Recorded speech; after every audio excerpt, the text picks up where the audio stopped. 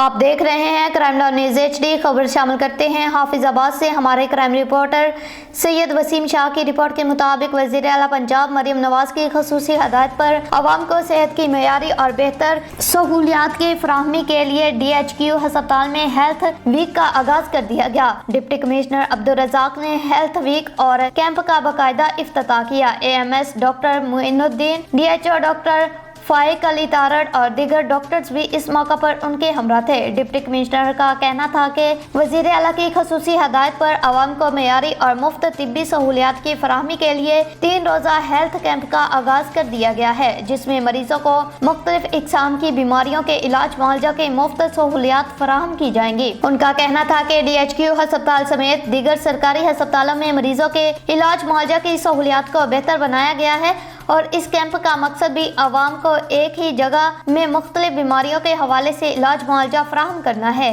اس موقع پر deputy commissioner نے ہسپتال کے مختلف شعبات اور کیمپ کے حوالے سے کیے جانے والے انتظامات کا جائزہ لیا۔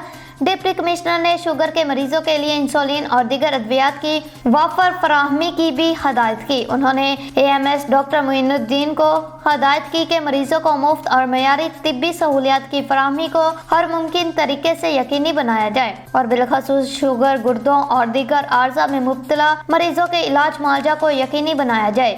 اس موقع پر AMS ڈاکٹر معین الدین اور DHO ڈاکٹر فائق علی تارڑ نے ڈپٹی کمشنر کو ہیلتھ ویک اور کیمپ کے حوالے سے دستیاب سہولیات اور انتظامات بارے تفصیلی بریفنگ بھی دی۔ اب تک کے لیے اتنا ہی۔ دیکھتے رہیں کرائم ناؤ نیوز۔ اللہ حافظ۔